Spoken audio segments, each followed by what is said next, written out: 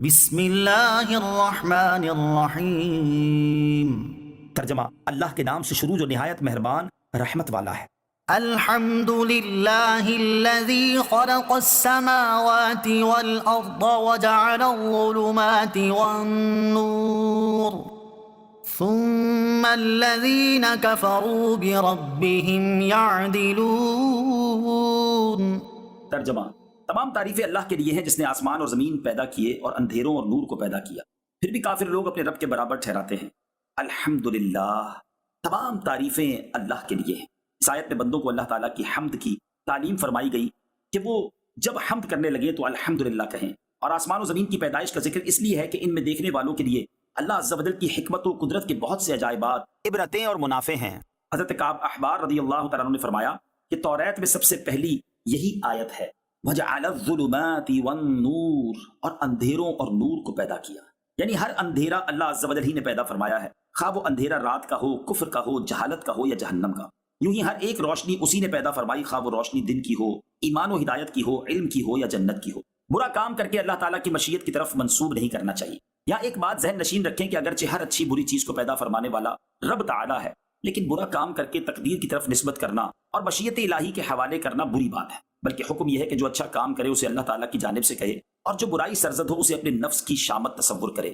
نیز اس آیت میں ظلمات یعنی تاریکیوں کو جمع اور نور کو واحد کے صیغے سے ذکر فرمانے میں اس طرف اشارہ ہے کہ باطل کی راہیں بہت زیادہ ہیں اور راہ حق صرف ایک دین اسلام ہے۔ ثم الذین کفروا بربہم یعدلون، پھر بھی کافر لوگ اپنے رب کے برابر ٹھہراتے ہیں۔ قدرت الہی کے ان دلائل کے بعد فرمایا کہ ایسے دلائل پر مطلع ہونے اور قدرت کی ایسی نشانیاں دیکھنے کے باوجود کفار اللہ تعالیٰ کے علاوہ دوسروں کو، حتیٰ کہ پتھروں کو پوجتے ہیں، حالانکہ کفار اس بات کا اقرار کرتے ہیں کہ آسمانوں اور زمین کا پیدا کرنے والا اللہ تعالیٰ ہے۔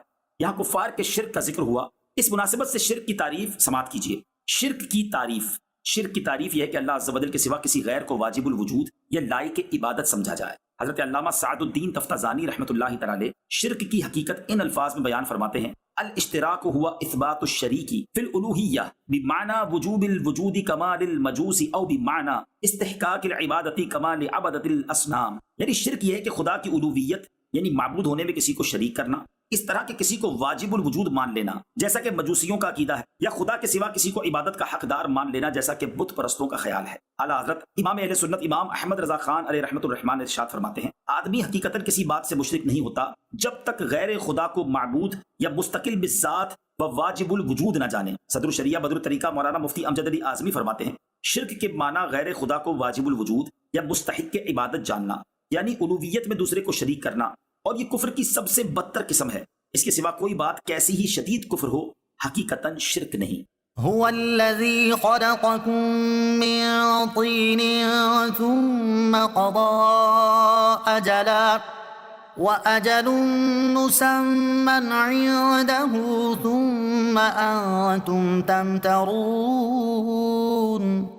ترجمہ، وہی ہے جس نے تمہیں مٹی سے پیدا کیا، پھر ایک مدت کا فیصلہ فرمایا اور ایک مقررہ مدت اسی کے پاس ہے، پھر تم لوگ شک کرتے ہو۔ هو الذی خلقکم من طین، وہی ہے جس نے تمہیں مٹی سے پیدا کیا۔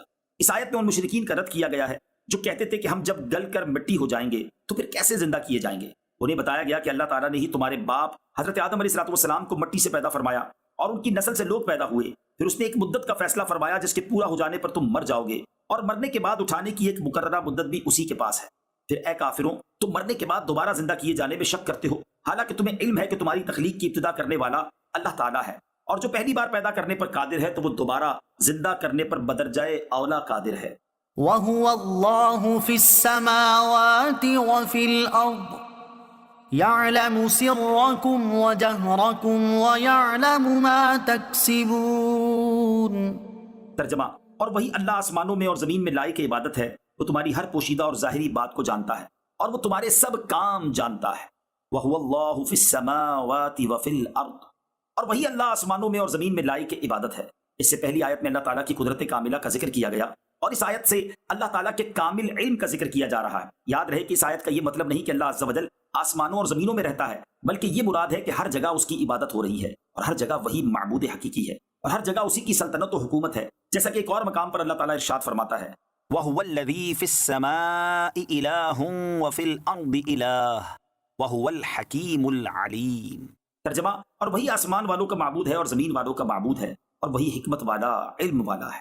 یعلم سرکم وجہرکم، وہ تمہاری ہر پوشیدہ اور ظاہر بات کو جانتا ہے۔ امام غزالی رحمۃ اللہ تعالی علیہ فرماتے ہیں اللہ تعالیٰ تمام معلومات کا عالم ہے، زمین کی تہ سے لے کر آسمانوں کی بلندی تک جو کچھ جاری ہے سب کا احاطہ فرمانے والا ہے۔ وہ ایسا عالم ہے کہ اس کے علم سے زمین و آسمان کا کوئی ذرہ باہر نہیں جا سکتا، بلکہ وہ سخت اندھیری رات میں صاف چٹان پر چلنے والی سیاہ چونٹی کے چلنے کی آواز کو بھی جانتا ہے۔ وہ فضا میں ایک ذرے کی حرکت بھی جانتا ہے۔ وہ پوشیدہ امور سے واقف اور دلوں کے وسوسوں، خیالات اور پوشیدہ باتوں کا علم رکھتا ہے۔ اس کا علم قدیم ازلی ہے اور وہ ہمیشہ ہمیشہ اس علم کے ساتھ موصوف رہا ہے۔ اس کا علم جدید نہیں اور نہ ہی وہ اس کی ذات میں آنے کی وجہ سے حاصل ہوا ہے۔